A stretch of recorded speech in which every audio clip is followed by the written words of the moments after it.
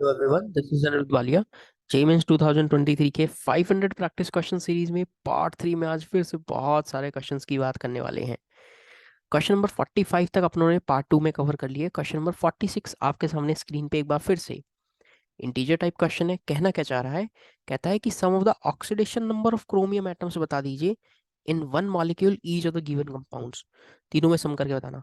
पहला compound CrO5, well known compound, students रट कर बैठते हैं इसका आंसर। बहुत अच्छी बात है, आप भी एक बार याद कर लीजिए। क्रोमियम +6 में बटरफ्लाई स्ट्रक्चर के साथ विद दो परऑक्सी बॉन्ड, Cr C6H6 होल 6 है क्या ऑर्गेनोमेटेलिक कंपाउंड। बेंजीन, अरे कैसा बेंजीन बना रहे हैं, थोड़ा सुंदर बनाने की कोशिश। बेंजीन की पाई इलेक्ट्रॉन डेंसिटी बेंजीन की पाई इलेक्ट्रॉन डेंसिटी इंटरेक्ट कर रही है किसके साथ, क्रोमियम के साथ। आप सोचो बेंजीन एक न्यूट्रल लिगेंड, बेंजीन पे तो कोई चार्ज नहीं है, क्रोमियम पे भी क्या होगा, कुछ नहीं। यानी इस कॉम्प्लेक्स में क्रोमियम का ऑक्सीडेशन नंबर 0। यहाँ देखो कोऑर्डिनेशन कॉम्प्लेक्स अगेन, ये कॉम्प्लेक्स ऐसे टूट जाएगा क्या, CrH2O होल 6 एंड कॉम्प्लेक्स पे कैसा चार्ज आएगा। सर आसान सी बात है, कॉम्प्लेक्स पे तो डायरेक्ट 3+ का चार्ज आएगा। तो बस क्रोमियम का ऑक्सीडेशन नंबर कितना, +3। तो उस पर्टिकुलर क्वेश्चन का आंसर कितना बोल रहे होंगे आप, क्या 9 बोल रहे होंगे। 6 और 3 9, सम ऑफ द ऑक्सीडेशन नंबर। एक आसान क्वेश्चन, आई होप आपको अच्छा भी लगा होगा। अगला क्वेश्चन जे एडवांस 2017 का क्वेश्चन डिस्कस कर रहा हूँ। एरोमेटिक वाला पार्ट तो दोस्त, एरोमेटिक वाला पार्ट तो जरूर आता रहता है। कहना क्या चाहता है, कहता है कि नंबर ऑफ एरोमेटिक कंपाउंड्स बता दीजिए। नंबर ऑफ एरोमेटिक कंपाउंड्स बता दीजिए। पहला क्वेश्चन देखना, पहला पार्ट देखना, कितने पाई इलेक्ट्रॉन्स हैं। 2 4 6 8 पाई इलेक्ट्रॉन्स है।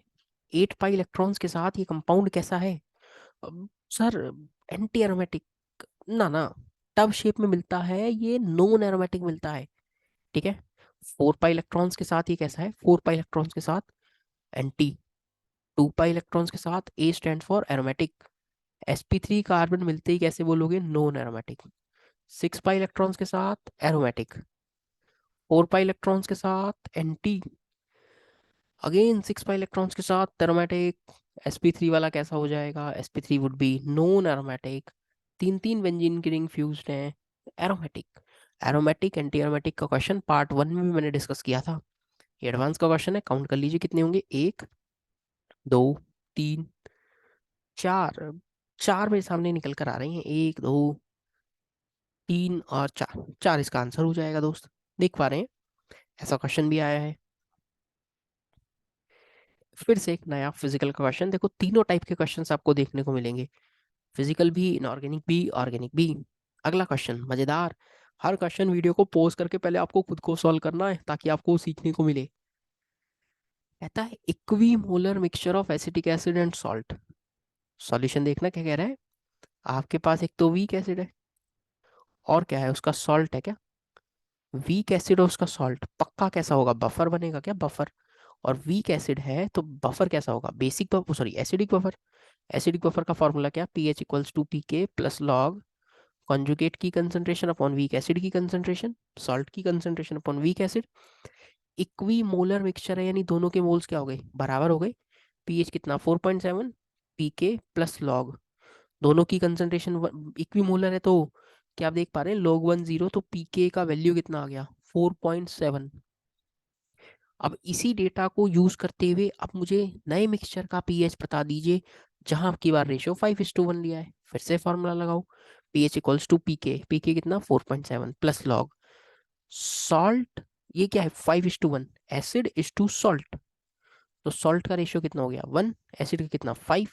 तो क्या दोस्त सॉल्व करके ऐसा लिख दोगे 4.7 प्लस लॉग 5 का वैल्यू भी गिवन है 0.7, तो 1/5 का कितना -0.7। तो करेक्ट आंसर इंटीजर टाइप में 4 आ जाएगा क्या, करेक्ट आंसर इंटीजर टाइप में 4 आ जाएगा। एसिडिक बफर का फार्मूला 2 बार लगाया, कुछ नया काम मैंने यहाँ पे नहीं किया। मजा आ रहा है क्या, बहुत सारे क्वेश्चन है इस लेक्चर में भी। एक बार फिर से अगला क्वेश्चन, IIT जेईई 2011 का क्वेश्चन, IIT जेईई 2011 का क्वेश्चन कहना क्या चाह रहा है, कहता है वर्क फंक्शन बता दीजिए सॉरी, वर्क फंक्शन कुछ मेटल्स की गिवन है, कितने metals photo electric effect show करेंगे जब 300 नैनोमीटर से ज्यादा की वेवलेंथ डाली जाए तो। Condition of photo electric effect मैं लिखता हूँ, condition of photo electric effect, incident energy, incident energy should be greater than equals to work function. W लिख लो या फाई लिख लो, ठीक है। अब फाई तो आप कैसे निकाल लेंगे, 12,400 डिवाइड बाई 3,000 एंगस्ट्रॉम, या 1240/300 लिख लो, एक ही बात है। क्या सॉल्व करके कितना हो जाएगा, सॉल्व कर लो, 2 0 से 2 0 कैंसिल, 34.13 के अप्रॉक्स आ गया क्या। अब जिनकी भी इंसिडेंट एनर्जी, ओ ये तो अपनों को वर्क फंक्शन नहीं इंसिडेंट एनर्जी दे रखा है, ठीक ठीक ठीक, ये आपको दे रखा है इंसिडेंट एनर्जी, ठीक है। ये है ई इंसिडेंट, ये वाला 300 नैनोमीटर के कॉरस्पॉन्डिंग। इतनी एनर्जी आप डाल रहे हैं, कौन कौन से मेटल्स वर्क फंक्शन शो करेंगे जिनके लिए, कौन कौन से metals photo electric effect show करेंगे जिनके लिए वर्क फंक्शन का वैल्यू कम या उसके बराबर हो, ठीक है। यानी 4.13 ज्यादा होना चाहिए, किस किस से ज्यादा है, 2.4 से ज्यादा है, 2.3 से ज्यादा है, 2.2 से ज्यादा है, 3.7 से ज्यादा है। तो पहले ये चार मेटल्स हैं, ये जो चार मेटल्स हैं यही वर्क फंक्शन, इनका वैल्यू कम है, तभी तो ये फोटो इलेक्ट्रिक इफेक्ट शो कर देंगे। इंसिडेंट एनर्जी कितनी थी, 300 नैनोमीटर, इंसिडेंट वेवलेंथ, एनर्जी कितनी निकाल ली, 4.13, वर्क फंक्शन का वैल्यू उससे कम होना चाहिए, इन चारों के लिए कम है, तो हमारा आंसर कितना हो गया, 4। ये तो कोइंसिडेंस हो गया कि बैक टू बैक क्वेश्चंस का आंसर 4 आ रहा है, ठीक है। एक और क्वेश्चन, 50 क्वेश्चन, काफी स्टैंडर्ड क्वेश्चन, बार बार एग्जाम्स में आता रहा है, बार बार एग्जाम्स में आता रहा है, करना देखना कैसे है। बहुत अच्छा क्वेश्चन भी मेंस में काफी बार आया है। ग्लाइकॉल, इथाइलिन ग्लाइकॉल, हिंट के लिए मैं आपको बोलना चाहूंगा, इसका जो मॉलिक्यूलर वेट रहता है वो 62 रहता है। 4 kg पानी है, ग्लाइकोल डाला गया 4 kg पानी में, कार के अंदर रेडिएटर में, ठीक है, कूलिंग का काम करता है। देखो ना, कार का बोनट ऊपर से ओपन करते हैं तो पानी डालते हैं, हाँ हाँ वही, नहीं देखा तो क्वेश्चन सोच लो। What amount of ice will be separated out at -6 degree Celsius पे, जब टेम्परेचर -6 तक आए तो कितना अमाउंट पानी का आइस की फॉर्म में बाहर आ जाएगा। करना कैसे, स्ट्रेट फॉरवर्ड फॉर्मूला है, delta T F equals to K F into molality. Molality को देखना कैसे लिख रहा हूँ, moles of solute divided by weight of solvent, और ये वेट ऑफ सॉल्वेंट भी किस में रहेगा, केजी में। तो डेल्टा टी एफ तो कितना हो गया, -6, तो change in depression freezing point कितना, 6, के एफ का वैल्यू कितना, 1.86 इंटू मोल्स 620, या मोल्स ऐसा लिखोगे, गिवन वेट है 620, मॉलिक्यूलर वेट है 62, 10 मोल्स हो गए क्या, divided by weight of solvent. तो यहाँ से आपका वेट ऑफ सॉल्वेंट कितना आ रहा है, बहुत आराम से देखना, थोड़ा सा इसको सॉल्व कर लीजिए, थोड़ा सा इसको सॉल्व कर लीजिए। क्या ये कुछ ऐसा हो जा रहा है क्या, एक बार रफ सी कैलकुलेशन कर लीजिए, हालांकि सुंदर आंसर है तो कोई ज़्यादा दिक्कत नहीं आएगी। लगभग 3.1 हो गया क्या, 3.1 kg, इतना पानी तो यूज हो गया। Amount of ice separated out, amount of ice separate out, करना कुछ नहीं, टोटल वेट कितना था पानी का, 4, कितनी सेपरेट हो गई, 3.1, कितना यूज हो गया, 3.1, तो आइस की फॉर्म में कितना, 0.9 kg, और 9 × 10⁻⁻1 लिख सकता हूँ, 9 मेरा आंसर हो जाएगा क्या। वेट पानी का गिवन था, आप यहाँ पे लिख लो कि वेट ऑफ सॉल्वेंट कितना यूज करना है अलग से, कितना यूज करना है अलग से, वो निकाल लीजिए, टोटल में से माइनस कर दीजिए, आपका आंसर आ जाएगा। ऐसा क्वेश्चन अक्सर आता है, अक्सर, गलती मत करना, फिर बता रहा हूँ आपको। चलो हाफ सेंचुरी कर ली हमने, 500 क्वेश्चन की सीरीज में 50 क्वेश्चन कर लिए हैं। एक बार फिर से मजेदार क्वेश्चन, अच्छा क्वेश्चन, आसान क्वेश्चन, बहुत ज्यादा परेशान ये क्वेश्चन आपको नहीं करने वाला, क्यों, क्योंकि स्ट्रेट फॉरवर्ड है, बहुत ज्यादा कोई मुश्किल नहीं। 3,3 डाइमिथाइल ब्यूटेन टू ओल, ये ब्यूटेन टू ओल है, और 3 और 3 पे 2 मिथाइल है। कहता है कि H3PO4 डालकर हीट कर रहा हूँ तो आप क्या क्या प्रोडक्ट बनाएंगे। देखना, एल्कीन बनानी है, आप मैकेनिज्म से जाना, पूरी ऑर्गेनिक में पढ़ा भी चुका हूँ, कोई भी सेकंड पढ़ना है तो आप मेरा नाम से सर्च कर सकते हैं यूट्यूब पे, ठीक है। अब यहाँ पर क्या होगा, मिथाइल शिफ्ट, अब होगा मिथाइल शिफ्ट। क्या वो मिथाइल शिफ्ट ऐसा होगा कि बगल वाले कार्बन से एक मिथाइल उठा के बगल फेंक दिया, इससे होगा क्या, इससे स्टेबल हो गया कार्बोकेटाइन, अब हाइड्रोजन यदि अपना इलेक्ट्रॉन पेयर शिफ्ट कर दे, तो ध्यान से देखना, एक एल्कीन आप ये बना रहे हैं क्या, एक एल्कीन आप ये बना रहे हैं बेसिकली, ये रही वो एल्कीन। अब और केस क्या पॉसिबल है, और केस ये है कि यहाँ पर एक हाइड्रोजन ये वाला अपना इलेक्ट्रॉन पेयर शिफ्ट कर दे, तो एक एल्कीन दोस्त ये बन जाएगी, इसमें कोई दिक्कत है ही नहीं। ये बन गई क्या, देखना। तो कुल मिला के बी आंसर हो गया। मेजर कौन होगा, ये मेजर होगा पहला वाला, और सेकंड वाला वुड बी माइनर। मेजर कैसे देखा, एल्कीन की स्टेबिलिटी हमेशा अल्फा एस से चेक करोगे, एल्कीन की स्टेबिलिटी हमेशा अल्फा एस से चेक करोगे, ठीक है। Major and then minor. Next question कहता है कि sp3d2 में कौन कौन से डी ऑर्बिटल्स इन्वॉल्व हैं। sp3d2 में कौन कौन से डी ऑर्बिटल्स इन्वॉल्व हैं, ये क्वेश्चन है। तो देखो sp3d2 जब मैं बोल रहा हूँ ना sp3d2, तो इसका कोऑर्डिनेशन नंबर कितना है, 6। शेप कैसी होगी, ध्यान रखना, octahedral shape would be octahedral. D कौन कौन से यूज है, एक 3D डायग्राम बनाने की कोशिश कर रहा हूँ 2D प्लेन पे, आई होप आपको पसंद आएगा। ठीक ठाक है, चल जाएगा, काम चला सकते हैं, इतनी भी बेकार मेरी ड्राइंग नहीं। चलो देखना, ये एक मैंने ऑक्टाहेड्रल बनाया है sp3d2। वो जो दो डी यूज हो रहे थे ना, वो प्लेन वाले यूज होंगे, प्लेन वाले, ठीक है। कैसे, लेट्स से एक्स एक्सिस, ये वाई एक्सिस, तो ये जेड एक्सिस। कौन कौन से डी यूज हैं, जो एक्सियल ऑर्बिटल्स हैं। We are looking for axial orbitals, हमें एक्सियल ऑर्बिटल्स की तलाश होगी, D X square minus Y square and D Z square, ठीक है, ध्यान भी रखना। चलो, ओहो, फिर से आईयूपीएससी का जलवा आपके सामने, और एक बार फिर से आईयूपीएससी का क्वेश्चन। नंबरिंग करनी है, ऐसे क्वेश्चंस में ज़्यादा दिक्कत नहीं आती, ऐसे क्वेश्चंस में सिर्फ आपको नंबरिंग सही तरीके से करना, lowest set of low control बनाना। कैसे, मान लो यहाँ से नंबरिंग करता हूँ, 1 2 3 4 5 6। अब नाम अल्फाबेटिकली लिख दो, 2 पर कौन है, इथाइल, 4 पर कौन है, क्लोरो, और अल्फाबेटिकली पहले कौन आएगा, क्लोरो, तो 4 क्लोरो, 2 इथाइल, 1 मिथाइल, 6 कार्बन की चेन, साइक्लोहेक्सेन। ज़्यादा टाइम खोटी नहीं करेंगे, आसान क्वेश्चन मेंस में आते हैं। ओह, ज्योमेट्रिकल आइसोमर का जलवा। मैंने ऐसा पाया इतने सालों में पढ़ाते पढ़ाते कि स्टूडेंट्स को कोऑर्डिनेशन में काफ़ी परेशानी मिलती है, क्यों। और कोऑर्डिनेशन में भी स्पेशली बात करूँ ना, तो stereo isomerism in coordination compound, आप लोगों को भी ऐसी कोई दिक्कत आ रही है तो प्लीज़ मुझे बता देना, मैं वीडियो बना दूंगा ताकि आपका वो डर भी दूर हो जाए। बहुत आसान तरीके से ये चीज़ समझी जा सकती है, ठीक है। बट इसमें सोचते हैं कैसा कैसा है, यहाँ तो मैं सिखाने के अप्रोच से बता रहा हूँ। ये कॉम्प्लेक्स कुछ ऐसा टाइप का है क्या, MABCD, देखना MABCD, और ये और कोई नहीं, स्क्वायर प्लेनर होगा। चलो आपको कैसे बताओ इतना जल्दी, अरे 4D और 5D सीरीज के साथ इनर ऑर्बिटल कॉम्प्लेक्स ही बनता है मेरा दोस्त, स्क्वायर प्लेनर। क्या क्या केस हो सकते हैं, क्या क्या केस हो सकते हैं, सोच कर देखना, ए के सामने बी आ जाए, ए के सामने सी आ जाए, ए के सामने डी आ जाए, कोई एक लिगेंड फिक्स कर लीजिए, PNC लगाइए, आंसर आपके सामने। ए के सामने बी आ सकता है, ए के सामने सी, ए के सामने D. Sorry, correct answer would be C. इससे मैंने आपको कहा भी था, मेरी थोड़ी तबीयत भी सही नहीं है ना आजकल, क्योंकि मौसम भी ऐसा चल रहा है, खांसी जुकाम, आप लोग भी बच के रहें, ठीक है। आसान question, 3 would be the right answer, ठीक है।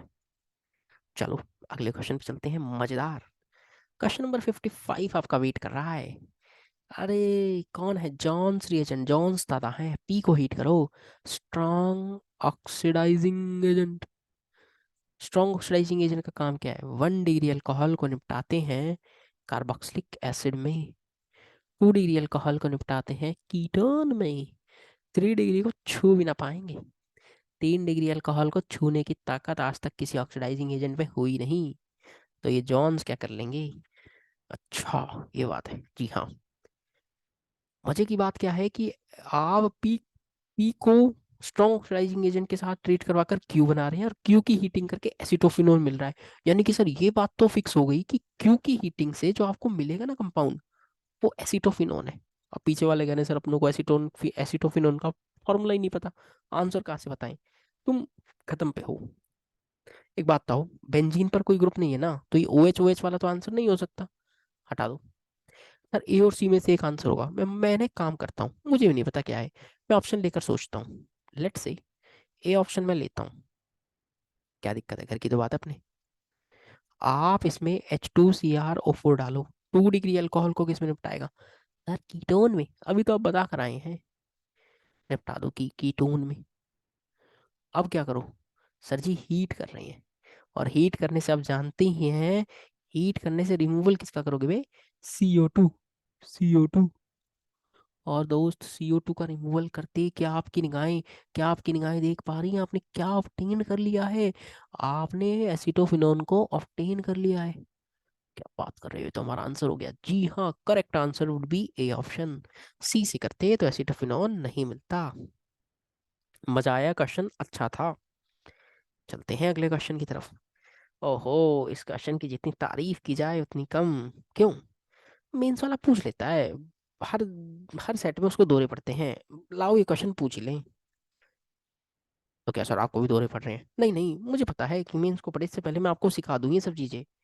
डायरेक्ट एनसीईआरटी से क्वेश्चन है, कोई बहुत ज्यादा मेहनत का सौदा नहीं है। एनसीईआरटी में एक टेबल दे रखी है, ये रही वो टेबल। रेफरेंस क्या है? एनसीईआरटी। एनसीईआरटी से मैंने ये टेबल चुरा ली है। क्या बात कर रहे हो? जी हाँ। इस टेबल में एग्जांपल्स से रखे हैं, डिस्पर्स्ड फेज में कौन होगा, डिस्पर्जन मीडियम में कौन होगा, कॉलॉइड कैसा बनेगा, बस इतना अपनों को छाटना है और कुछ नहीं करना। आइए एक दो मैच कर लेते हैं। कहता है पेंट्स क्या है? ढूंढो ढूंढो ढूंढो ढूंढो, पेंट्स क्या है? कहाँ है पेंट्स? ये रही सर, सोल में आ रहा है पेंट्स। सोल का एग्जाम्पल है पेंट्स, तो कर दो ना मैच। हम्म, हो। अब, सर फर्स्ट का मैच आर से होगा। तो सर ये तो आंसर आ गया। हाँ, तो मैंने कब कहा था बहुत मुश्किल का सौदा है, आपको एक दो चीजें भी पता है। मेन्स में भी ठीक ऐसा ही रहता है, एक दो चीज मैच कर लोगे तो आपको आंसर मिल जाएगा। बाकी सारे आपको इस टेबल से मिलते चले जाएंगे। ठीक है, ध्यान रखना। ओहो, एक अच्छा क्वेश्चन बायोमोलिक्यूल से। जे मीन्स वालों के दिल में ना एक खौफ रहता है, biomolecules chemistry in everyday life उन्हें ज्यादा पसंद नहीं आता। क्यों? पता नहीं, मतलब उन्हें डर सा लगता है। क्या आप लोगों के साथ भी ये दिक्कत है? तो प्लीज मुझे बता दीजिए। हालांकि कार्बोहाइड्रेट वन शॉट में मैंने पढ़ा रखा है, पॉलीमर मैंने वन शॉट में पढ़ा रखा है, everyday life very famous video. Recent में आप चाहिए कि सर दोबारा पढ़ा दीजिए, मैं पढ़ा दूंगा। बट आप कमेंट करके जरूर बताएं। चलो फिलहाल आते हैं इस क्वेश्चन पे। हालांकि इस क्वेश्चन के रिगार्डिंग जो भी पॉसिबल थ्योरी है मैं आपको बताता चला जाऊंगा। कहता क्या है, इनसॉल्युबल कंपोनेंट ऑफ स्टार्च का बता दो जो 80 से 85% है। स्टार्च में ना, स्टार्च में दो कंपोनेंट होते हैं, अमाइलोज, अमाइलोपैक्टिन। अमाइलोज जो होता है वो 15 से 20% होता है, और अमाइलोपैक्टिन 80 to 85%। अच्छा, और इनसॉल्युबल कौन? यही यही ये amylopectin. This is insoluble in पानी। ठीक है, तो ये क्या है? सॉल्युबल है, जी हाँ। आपने आपने सुना होगा बोलते हुए कि आलू के अंदर स्टार्च होता है। हाँ सर, हमने सुना है आलू के अंदर स्टार्च होता है। आलू को छील के पानी में क्यों रखते हैं? बताओ बताओ।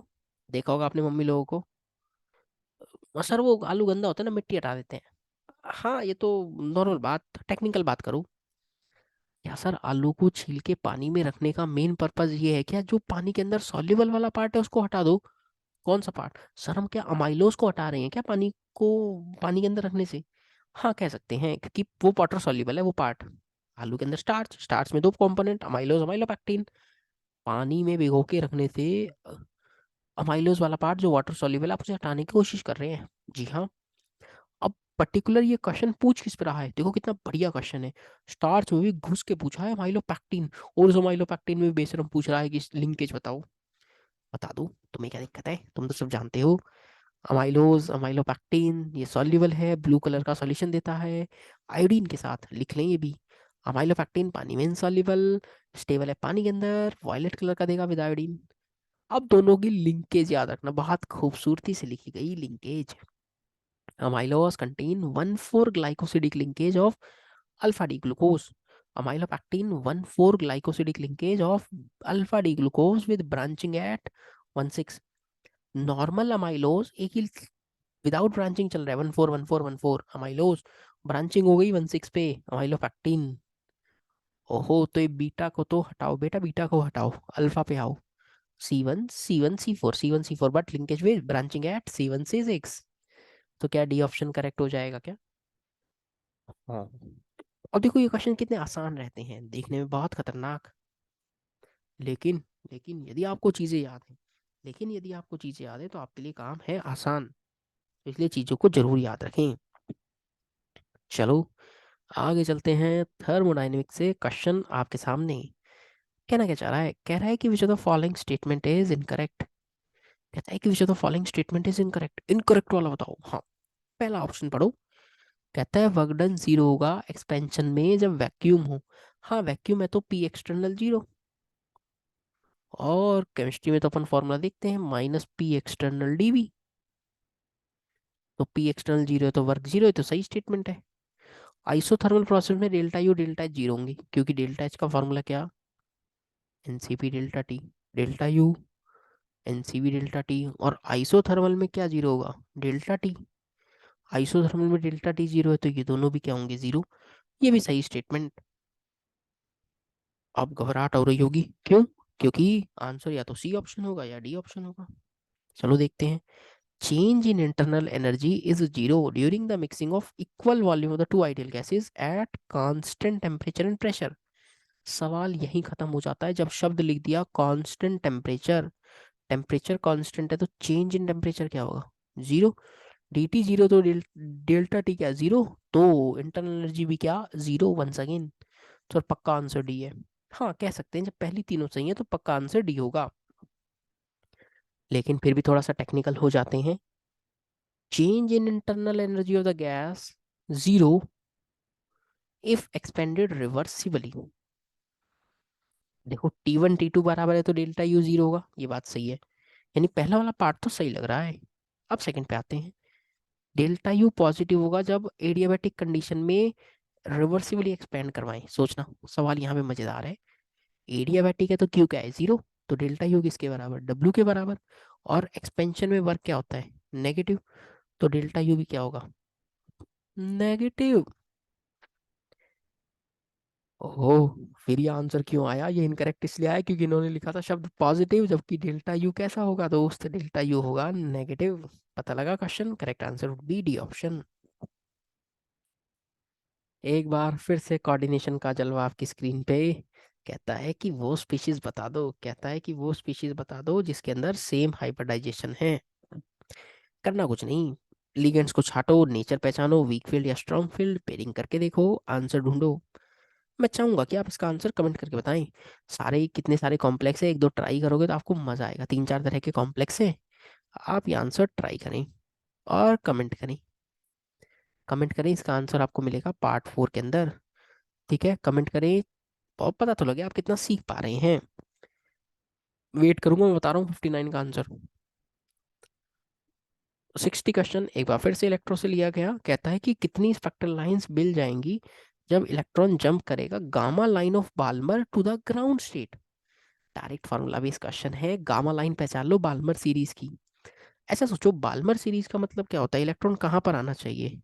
सर इलेक्ट्रॉन आना चाहिए n बराबर 2 पर। ठीक है, n बराबर 2 पर आना चाहिए। n बराबर 2 पर बाल्मर। 3, 4, 5। पहली लाइन ये है क्या, 3 से 2। दूसरी लाइन क्या है, 4 से 2। तीसरी लाइन कौन सी, 5 से 2। यानी गामा लाइन, ये है अल्फा, यह है बीटा, यह है गामा। यानी कि ट्रांजिशन कहाँ से कहाँ हो रही है, ट्रांजिशन हो रही है 5 से 2। नहीं, अपने को तो गामा लाइन पहचाननी है, वो कौन सी है, 5 वाली। और कहाँ तक आना है, ग्राउंड स्टेट 5 से 1 आना है अपने को। पहले अपनों ने गामा लाइन पहचानी कौन सी, 5 वाली। और आना कहाँ तक है, 1 वाला। तो डेल्टा एन कितना हो गया, 4 हो गया क्या, 5 - 1। तो नंबर ऑफ स्पेक्ट्रल लाइन का फॉर्मूला है डेल्टा एन +1/2। तो 4 × 5/2 के आंसर 10 आप देख पा रहे हैं। ओहो, सर ये तो फार्मूला याद होना चाहिए था। जी हाँ, मैंने कहा कि मैं हर तरह के फार्मूलाज आपको बताता हुआ चलूंगा। पता लगा ये क्वेश्चन, समझ में आया। चलो अगले क्वेश्चन पे चलते हैं। ये क्वेश्चन भी आसान है। कहना क्या चाह रहा है, decreasing thermal stability, bond energy का ऑर्डर पूछ रहा है। बॉन्ड एनर्जी का ऑर्डर पूछ रहा है। क्वेश्चन पता क्या है, याद है तो याद, और नहीं याद तो नहीं याद। थोड़ा सा सोचो क्या आंसर होगा। थोड़ा सा सोचिए क्या आंसर होगा, डायरेक्ट है। Thermal stability bond dissociation energy का ऑर्डर। नॉर्मल ऑर्डर है, क्या है, bromine sorry chlorine, bromine, fluorine और आयोडीन। डायरेक्ट ऑर्डर ध्यान रखेंगे क्या, second would be the right answer. ये और कोई नहीं, बॉन्ड डिसोसिएशन एनर्जी का ऑर्डर भी है। ठीक है, इसी में ही आपको इलेक्ट्रॉन एफिनिटी का ऑर्डर भी बता देता हूँ, क्लोरीन, फ्लोरीन, ब्रोमीन और आयोडीन। इनऑर्गेनिक की सारी एक्सेप्शन मैंने पढ़ा रखी है, वीडियो के डिस्क्रिप्शन में लिंक है, आप उसको जरूर चेक करें। देखो ये क्या कह रहा है कि what type of soap contains fillers like sodium rosinate, sodium silicate, borax, sodium carbonate. किस टाइप के फिलर्स आप यूज करते हैं, किस टाइप के सोप में आप ये सब फिलर्स यूज करते हैं, टॉयलेट सोप में, मेडिकेटेड सोप में, जैसे वो आता है ना मेडिमिक्स वगैरह नीम का, लॉन्ड्री सोप में, या फिर नॉर्मल साबुन के अंदर।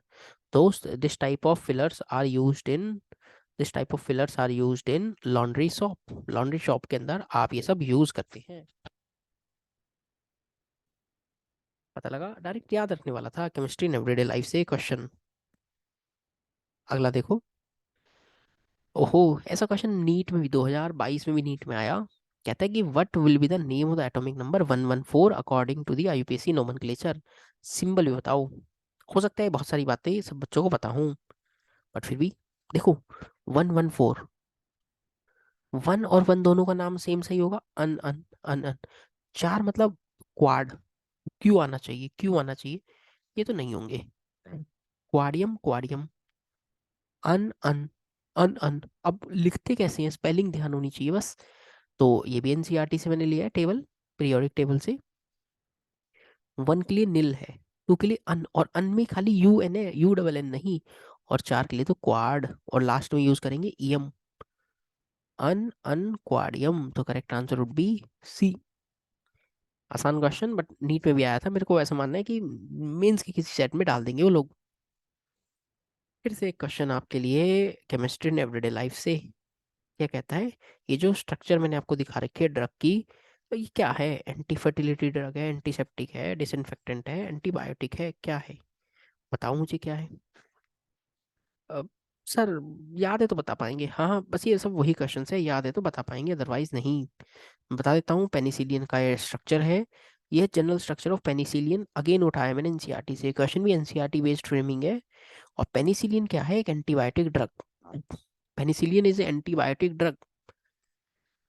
और दोस्त एक मजेदार क्वेश्चन पता है मेंस ने क्या पूछा है, कायरल सेंटर, कायरल सेंटर पेनिसिलियन के अंदर कितने हैं कायरल सेंटर, क्या आप कमेंट करके बता सकते हैं, सही बताओगे तो अच्छी बात, वरना मैं पार्ट 4 में इसका सॉल्यूशन अवेलेबल है। ठीक है, पार्ट 4 चेक करना। मैं आपको कुछ छह एंटीबायोटिक ड्रग्स और बता रहा हूँ, बैक्टीरियल सिडल, सिडल मतलब किल, बैक्टीरिया को मार दें, स्टैटिक मतलब बैक्टीरिया को रोक दे, रोक देना, जैसे हम मान लो बीमार हो गए, तो डॉक्टर आजकल एंटीबायोटिक लिखते हैं, हमारा शरीर आजकल ऐसा हो गया कि एंटीबायोटिक के बिना हमें आराम आएगा ही नहीं।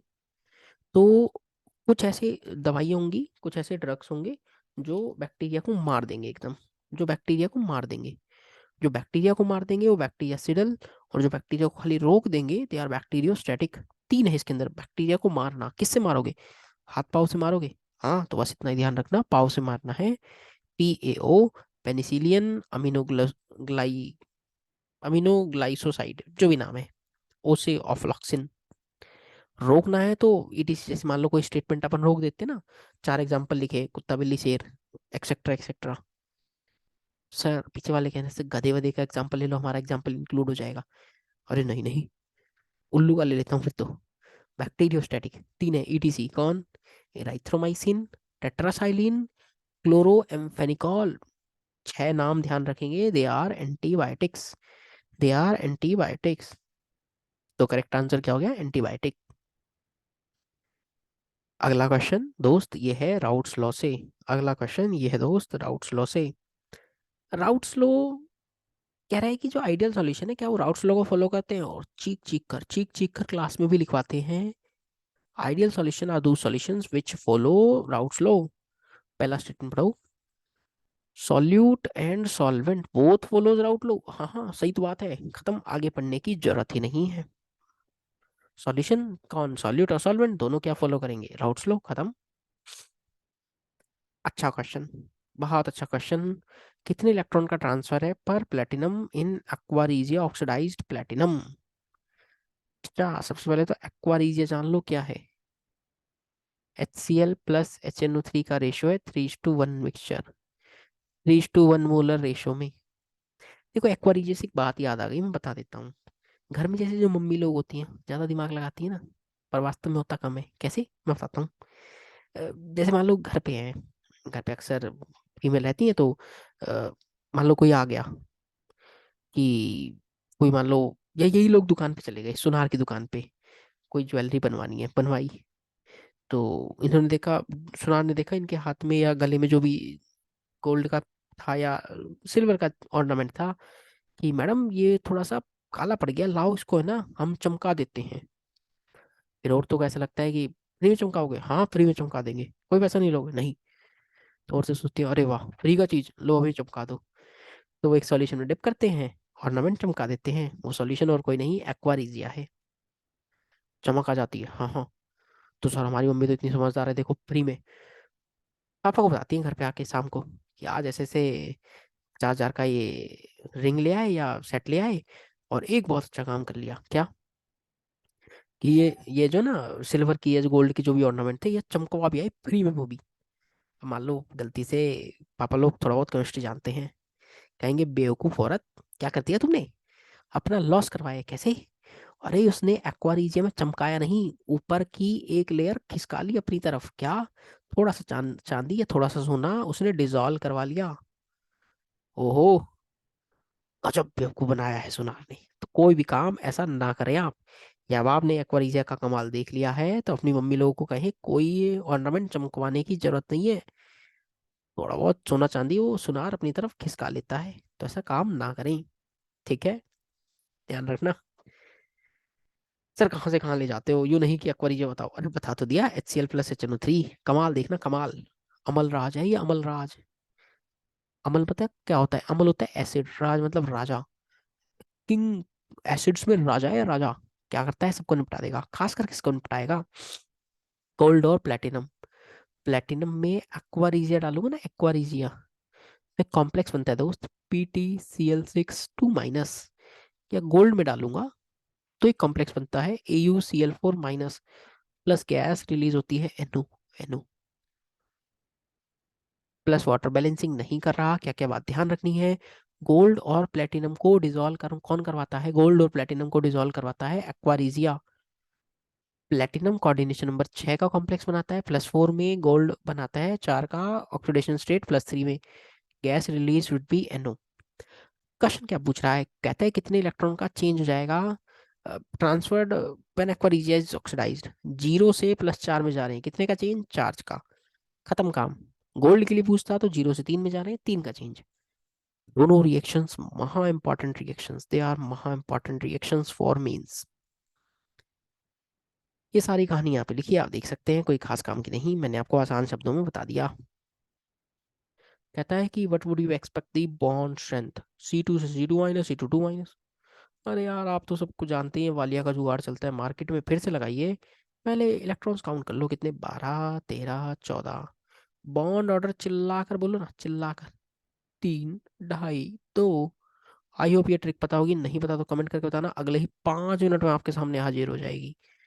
और सजी बॉन्ड ऑर्डर बढ़ती जा रही है तो बॉन्ड स्ट्रेंथ भी क्या होगी? मजबूत। अरे बॉन्ड जितना गहरा होगा उतना ही तो बॉन्ड स्ट्रेंथ ज्यादा नहीं होगा क्या? क्या सर ये बात रियल लाइफ में भी एग्जाम रिलेट हो सकती है? क्यों नहीं हो सकती, क्यों नहीं हो सकती। तो बॉन्ड स्ट्रेंथ C2 से C2-, की तरफ जाएंगे तो बॉन्ड स्ट्रेंथ क्या करेगी? बढ़ेगी। अगला क्वेश्चन आपकी शानदार स्क्रीन पर, बहुत अच्छा क्वेश्चन, मेरे को अच्छा लगा ये क्वेश्चन। चलो देखते हैं क्या कहना चाह रहा है। बस बफर पे बेस्ड क्वेश्चन है, बफर पे।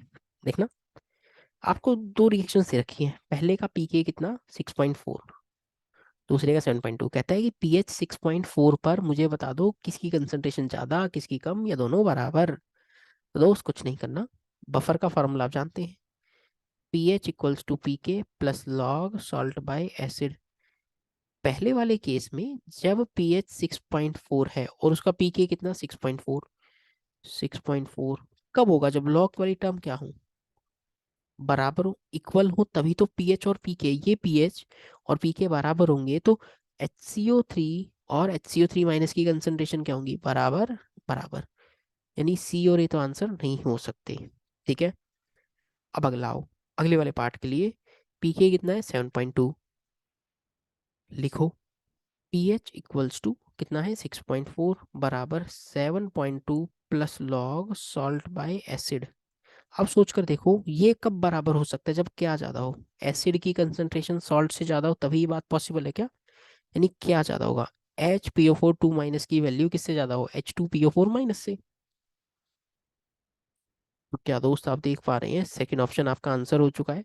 क्या दोस्त आप देख पा रहे हैं, सेकंड ऑप्शन आपका आंसर हो चुका है, एसिड की कंसंट्रेशन ज्यादा किससे होनी चाहिए थी।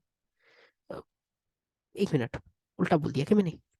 हाँ सर, आपने हर बार की तरह फिर से उल्टा बोला, अरे नहीं नहीं, एसिड की कंसंट्रेशन ज्यादा है तो एसिड वाला पार्ट तो ये है ना, ये तो उसका, ये एसिड वाला पार्ट है, ये उसका कॉन्जुगेट सॉल्ट वाला पार्ट है। तो एसिड की कंसंट्रेशन ज्यादा हो, H2PO4 माइनस, तो डी ऑप्शन आंसर हो जाएगा क्या। ये एसिड ही तो H प्लस दे रहा है, तो ये एसिड है, ये उसका salt. Correct answer B, D option. अगला क्वेश्चन, दिवाली धमाका बता दूं क्या, दिवाली धमाका इस क्वेश्चन के लिए। चलो होली का त्योहार है तो होली धमाका बताता हूँ। होली धमाका, और आप तो सब जानते हैं मुझे, दैट इज मार्केट में चलता है क्या, वालिया का जुगाड़। कहना क्या चाह रहा हूँ, बहुत आराम से सीखना। मान लो दो कायरल सेंटर, एक की कन्फिग्रेशन आर, एक की आर। यदि वो पलट के आर एस हो जाए, या सर एक आर पड़ा रहे या एक एस हो जाए, यदि कि दोनों की दोनों कायरल सेंटर पे कन्फिग्रेशन पलट जाए, दे आर इनेंशियोमर, कोई एक भी सेम रह जाए, कोई एक कायरल सेंटर में भी कन्फिग्रेशन सेम हो जाए, तो डाया स्टीरियोमर, दे आर डाया स्टीरियोमर। बस इतना बात ध्यान रखना, दोनों बदल जाए एनेंशियोमर, कोई एक भी सेम रह जाए, डाया स्टीरियोमर। ध्यान से देखना, ब्रोमीन वेज पर, ब्रोमीन वेज पर, क्लोरीन वेज का डैश, एक से में एक बदल गया, क्या होगा, डाया डाया डाया डाया स्टीरियोमर। एक से एक बदल जाए, या सीधा सा बात कहूँ, कोई एक भी सेम रह जाए, कोई एक भी सेम रह जाए, पक्का आप क्या बोलेंगे, डाया स्टीरियोमर। मजा आ रहा है, लिख लेना ये सब बातें, कहीं और ना मिलती अनिरुद्ध वालिया के अलावा। क्या कहना चाह रहा हूँ मैं, which the following complex can exhibit optical isomerism. Sir optical में तो डर लगता है, बता देना, डर लगे तो मैं पढ़ा दूंगा, कोई दिक्कत नहीं है। कहता है ऑप्टिकल आइसोमेरिज्म कौन शो करेगा, यानी जिसके अंदर पीओएस सीओएस ना हो। सोच के देखना, कोऑर्डिनेशन नंबर 4, इसमें पीओएस मिलेगा, पीओएस है, A3B3 पीओएस है, नहीं होगा। इसमें देखो सिस वाला फॉर्म, मैं बनाता हूँ, मैं पहले आपके सामने, चलो ये बनाता हूँ ट्रांस, आप सीख जाएंगे। सर सिखा के ही भेजना, अरे बिना सिखाए तुम भेजते ही नहीं है। ट्रांस वाला फॉर्म ये है क्या, थोड़ा सुंदर बनाने की कोशिश।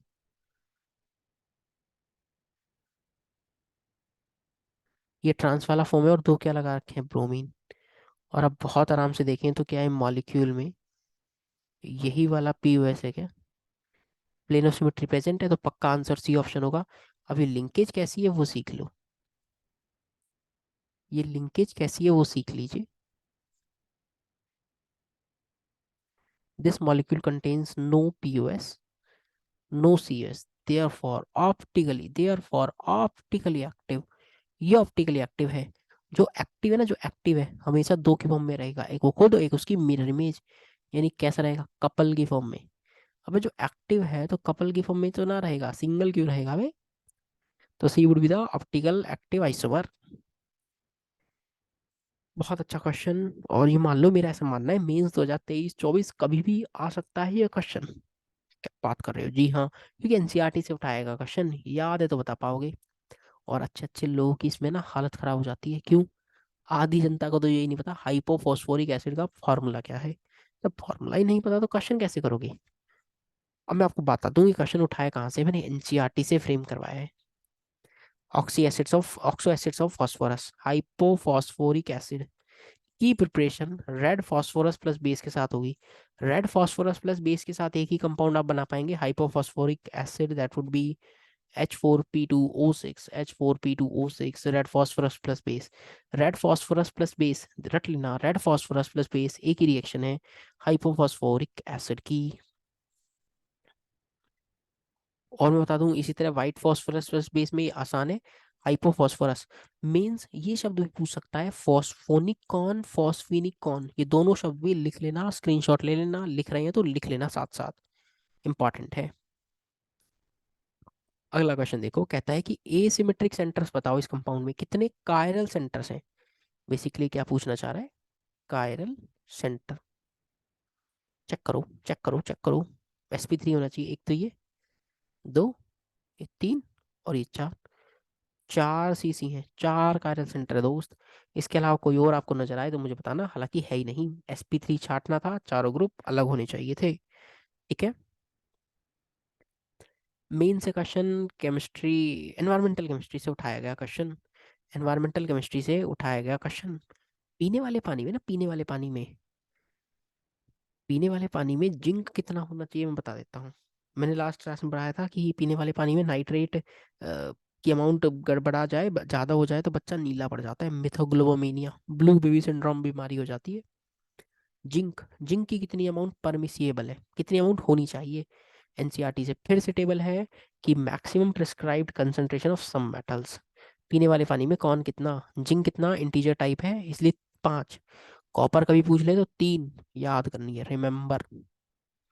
क्योंकि समय कम है, आप ये सब चीजें अब याद रखते चलें, तो इसका आंसर क्या हो जाएगा, 5, इंटीजर टाइप में पूछा हुआ क्वेश्चन। एक अच्छा क्वेश्चन, मेरा ऐसा मानना है, काफी अच्छा क्वेश्चन, मजेदार है। कौन सा रिएजेंट आप कॉलगन की तरह यूज करेंगे to remove the permanent hardness. Calgon में कितने मोल कॉलगन के चाहिए ताकि 12 मोल कैल्शियम 2+ आप हटा दें हार्ड वाटर से। अब बताइए, ये क्वेश्चन मजेदार तब होगा जब आपने को कॉलगन का फार्मूला पता हो। अब आधी जनता कह रही होगी सर, हाँ आपने तो दिल की बात जान ली, अपने को तो कॉलगन का फॉर्मूला ही नहीं पता। अरे मुझे पता था तुम किस तरह से खत्म हो चुके हो। चलो मैं बता देता हूँ, क्योंकि आप समझदार लगते हो इसलिए मैं बता देता हूँ, वरना नहीं बताता। क्या, कॉलगन क्या है, अरे हार्डनेस हटाने के काम में आएगा। देखना फॉर्मूला लिख रहा हूँ, Na6P6O18। नाम भी लिख लो, फिर कहोगे बताए नहीं गुरुजी। अरे लिख लो यार, लिख लो, तुम तो अपने ही हो। क्या है, सोडियम, सोडियम हेक्सा मेटाफॉस्फेट। आसान है, बहुत मुश्किल नहीं। ये कंपाउंड ऐसे टूटेगा कि देखना, 6Na plus P6O18 6 normal reaction देखना, कैल्शियम 2+ की रिएक्शन Na6P6O18 के साथ हो रही है। 6Na+ बाहर है, सोच के देखना, 6+ का चार्ज है, एक पर 2+ का चार्ज है, तो कितने कैल्शियम आने चाहिए सर, 3, ताकि ओवरऑल कंपाउंड न्यूट्रल रहे। देखना टोटल चार्ज कितना हो गया, +6, और 6 था तो भी +6 था। अब क्वेश्चन देखना क्या कहना चाह रहा है, कि आपने कितने मोल लिए। सर मैंने तो जो मोल लिए ना, मैंने थोड़ा सा बैलेंस भी कर लो, 3 है तो 3 लिख लो। कहता है कि 3 मोल के करस्पॉन्डिंग 1 मोल ये चाहिए, और आपके पास कितने मोल है इसके, 12। तो 12 के लिए कितना चाहिए, 1/3 × 12 दैट वुड बी 4। तो आपको कितने मोल कॉल्गन रिक्वायर्ड है, 4 मोल। अब पूरा पूरा सॉल्यूशन तो हो सकता है आपको आगे ध्यान न रहे, तो आप क्या ध्यान रखेंगे, 3 मोल कैल्शियम के लिए 1 मोल कॉल्गन चाहिए।